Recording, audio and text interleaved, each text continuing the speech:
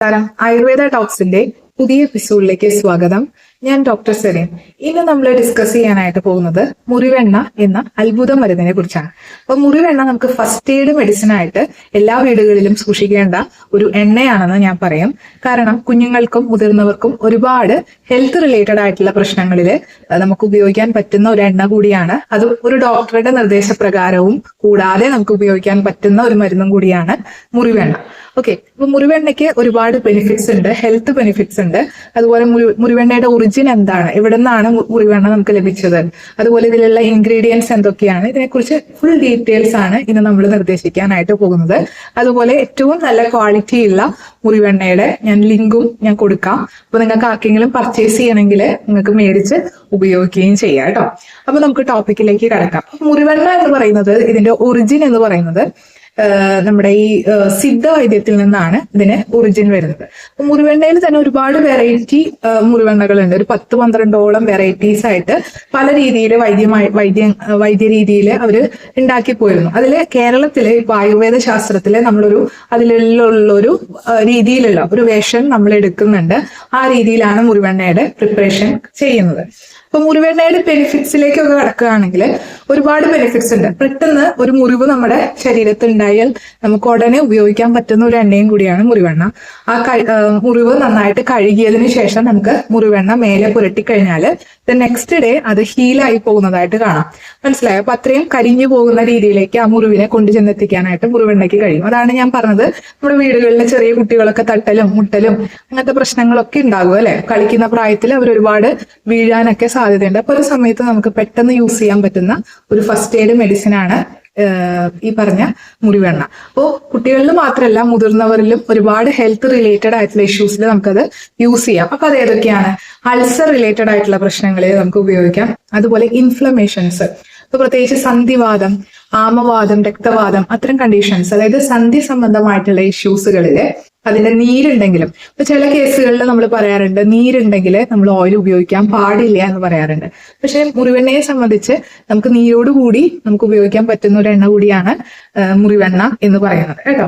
അതുപോലെ പൊള്ളലൊക്കെ വന്നു കഴിഞ്ഞാൽ പെട്ടെന്ന് നമുക്കറിയാം, സ്ത്രീകളൊക്കെ കിച്ചണിൽ പെരുമാറുന്ന സമയത്ത് പെട്ടെന്നായിരിക്കും മേത്ത് പൊള്ളുന്നൊക്കെ. അപ്പൊ ആ സമയത്ത് നമുക്ക് പെട്ടെന്ന് തന്നെ അപ്ലൈ ചെയ്യാൻ പറ്റുന്ന ഒരു കാര്യമാണ് മുറിവെണ്ണ എന്ന് പറയുന്നത്. ഒരുപാട് മാറ്റം നമുക്ക് ആ പുള്ളിയെ പാടുവരെ ഹീലായി പോകാനൊക്കെ നല്ല രീതിയിൽ സാധ്യതയുണ്ട്. അതുപോലെ വെരിക്കോസ് വെയിൻ എന്ന് പറയുന്ന ഇഷ്യൂസിലൊക്കെ നമുക്ക് മുകളിലേക്ക് ഈ എണ്ണ വെച്ച് തിരുമുന്നത് ഇഷ്യൂ കുറച്ച് കിട്ടാനായിട്ട്, അതുപോലെ അതിന്റെ നീരൊന്ന് കുറയ്ക്കാനായിട്ട്. കൂടുതലായിട്ടും വെരിക്കോസ് വെയിനിൽ ആളുകൾ പറയുന്ന കംപ്ലൈന്റ് കഴപ്പ് വരുന്നു എന്നുള്ളതാണ്. കഴപ്പ്, തരിപ്പ് അതൊക്കെ അനുഭവപ്പെടുന്നുണ്ട് എന്നാണ് പറയാറ്. അപ്പൊ അതിനൊക്കെ നമുക്ക് ആശ്വാസം മുറിവെണ്ണയിലൂടെ സാധ്യമാണ്. അതുപോലെ തന്നെ ഷോൾഡർ ഡിസ്ലൊക്കേഷൻസിലൊക്കെ, അതുപോലെ ഫ്രോസൺ ഷോൾഡർ.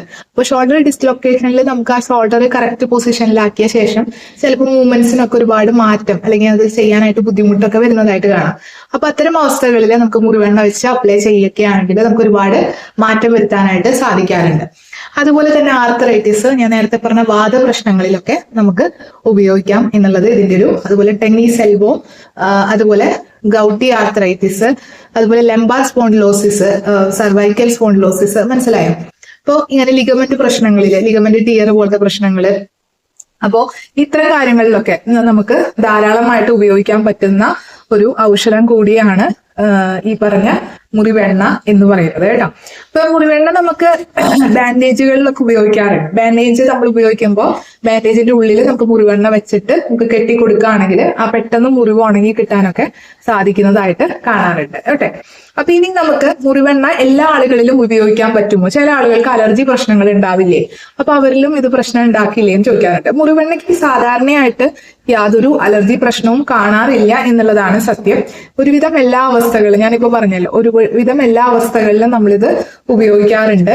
പിന്നെ അതുപോലെ നമ്മൾ പലപ്പോഴും ഉള്ളിലേക്ക് കഴിക്കുന്ന രീതികളും ഉണ്ട്. പക്ഷെ അത് ഒരു ഡോക്ടറുടെ നിർദ്ദേശപ്രകാരം എത്ര ഡോസ് കഴിക്കണം എന്നുള്ളത് ഡോക്ടറുടെ നിർദ്ദേശപ്രകാരം മാത്രം കഴിക്കാം, അല്ലെങ്കിൽ അത് ബുദ്ധിമുട്ടുണ്ടാവാനുള്ള സാധ്യത. പക്ഷെ എക്സ്റ്റേണലി അപ്ലൈ ചെയ്യുന്നത് നമുക്കൊരു ഡോക്ടറുടെ നിർദ്ദേശപ്രകാരം ഇല്ലാതെ കൂടി നമുക്ക് അപ്ലൈ ചെയ്യാനായിട്ട് സാധിക്കും എന്നുള്ളതാണ് കേട്ടോ. അതുപോലെ തന്നെ ഇതിന്റെ ഇൻഗ്രീഡിയൻസിനെ കുറിച്ച് നമുക്ക് ഞാൻ പറഞ്ഞല്ലോ 10-12 രീതിയിലുള്ള പ്രിപ്പറേഷൻ ഉണ്ട് ഇതിന്.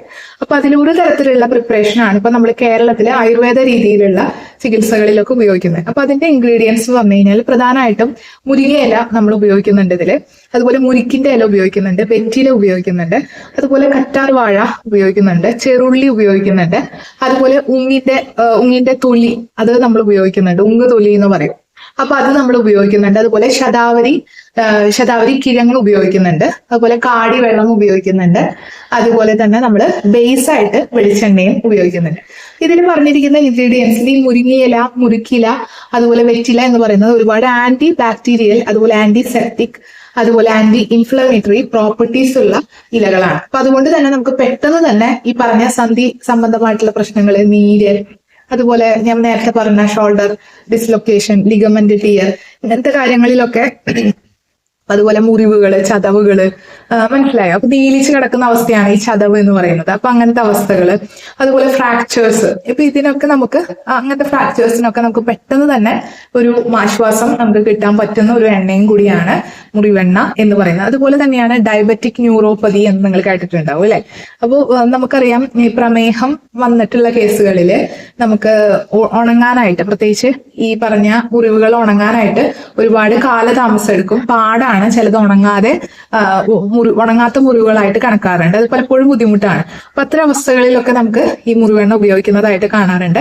അത് പക്ഷേ ഒരു ഡോക്ടറുടെ നിർദ്ദേശപ്രകാരം മാത്രം ഉപയോഗിക്കാനും എപ്പോഴും ശ്രമിക്കണം എന്നും കൂടി ഞാൻ ഓർമ്മിപ്പിക്കുന്നു. ഓക്കെ, ഇന്നത്തെ എപ്പിസോഡ് നിങ്ങൾക്ക് പ്രിയകരമായി എന്ന് വിശ്വസിക്കുന്നു. ഞാൻ ഇതിന്റെ കൂടെ ഒരു ലിങ്കും കൂടി കൊടുക്കാം. മുറിവെണ്ണയുടെ ഏറ്റവും നമുക്ക് മേടിക്കാൻ പറ്റുന്ന ഒരു ലിങ്കാണ്. അപ്പൊ ആ ലിങ്ക് കൊടുത്ത് അതിൽ ക്ലിക്ക് ചെയ്ത് കഴിഞ്ഞാൽ നിങ്ങൾക്കിത് വീട്ടിൽ മേടിച്ചു വെക്കാം. കുട്ടികൾക്കും മുതിർന്നവർക്കും ഒക്കെ ഒരുപോലെ ഉപയോഗിക്കാൻ പറ്റുന്ന ഒരു ഔഷധം കൂടിയാണ് മുറിവെണ്ണ കേട്ടോ. അപ്പൊ താങ്ക് യു സോ മച്ച്. നാളെ നമുക്ക് പുതിയൊരു എപ്പിസോഡുമായിട്ട് കാണാം. അതുവരേക്കും stay happy, stay healthy, by.